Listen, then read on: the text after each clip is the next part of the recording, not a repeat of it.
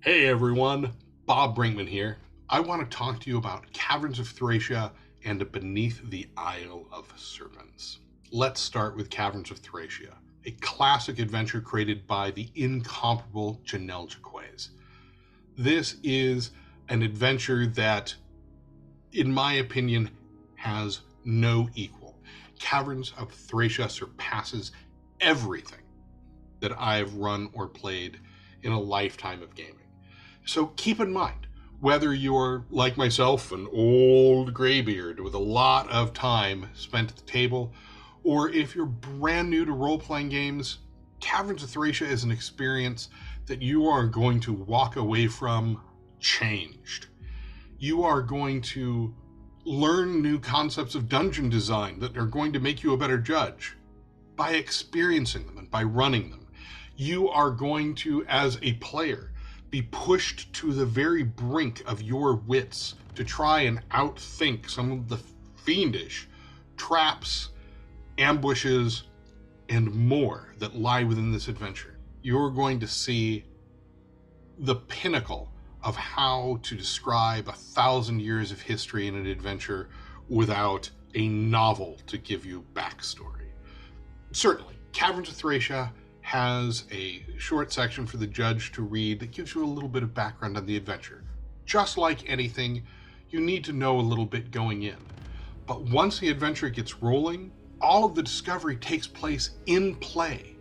You are going to learn about the history of this entire area, bringing it to life as the players are discovering various facets, as they are beginning to connect the dots on various murals and carvings and broken statuary that show how this area has been occupied for over 1,000 years, and it will make sense.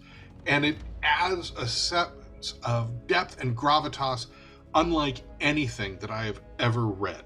As a judge, as a writer, as a player, I have learned so much from this adventure, and I have had a blast doing it. And while I'm at it, I shouldn't call it an adventure.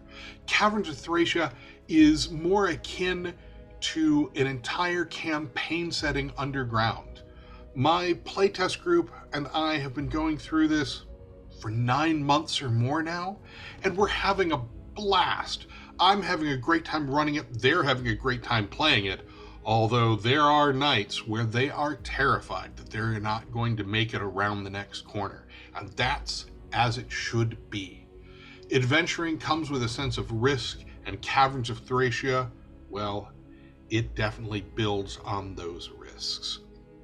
Whether you are encountering a primitive tribe of lizardmen from the swamps above, to the manifestation and personification of an ancient god of death, or something in between, Caverns of Thracia has everything you could possibly want.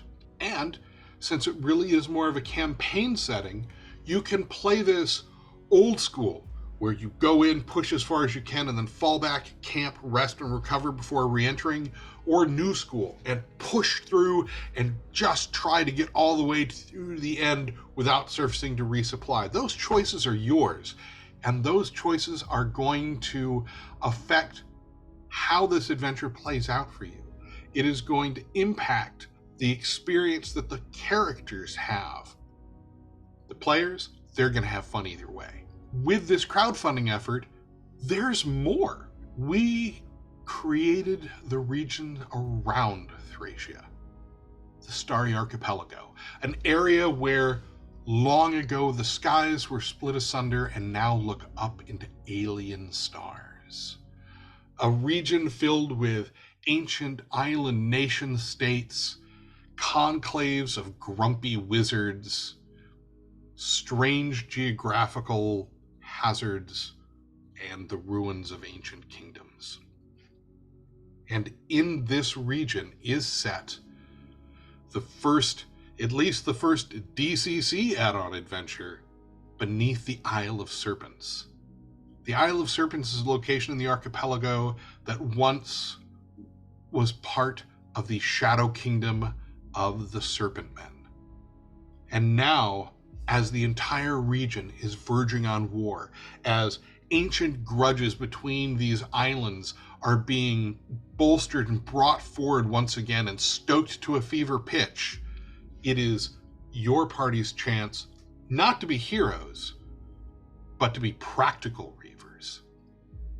After all, what good is it in hauling treasure out of ancient catacombs if it's going to cost you more than that just to resupply? After all, war is good for business and bad for the businessman. Beneath the Isle of Serpents gives you more mythology to weave into the Caverns of Thracia, new magic items, another race of ancient beastmen to face off against, and grants a larger sense of what this region was like during the time that the Kingdom of Thracia was still active, before it fell to the other beastmen. All of these things come together to create a fantastic whole. And let me tell you, once you start playing in the regions of Thracia, once you enter the Janelaverse, you're not going to want to leave. There is so much potential here for a judge. There's so many plot hooks through the archipelago. There's new villains that are introduced in Beneath the Isle of Serpents with all of the ways that a judge can use them. Just like the original Caverns of Thracia, Beneath the Isle of Serpents is made so that even once you have completed it, it is a resource that you are going to want to go back to time and again to draw on for ideas, to carry plot lines forward, to introduce new villains. We're not talking about Jaquazing a dungeon. We're talking about Jaquazing a campaign. We're talking about tying everything into one wonderful conspiracy board of red threads and tangled skeins. So please, join us for Caverns of Thracia. Join us for Beneath the Isle of Serpents. I guarantee you will not regret it. Working on this project has been one of the highlights of my career, and I cannot stress enough that Janelle's work is legendary for a reason, and you owe it to yourself to find out why. Thanks a lot, everybody. I'll talk to you soon.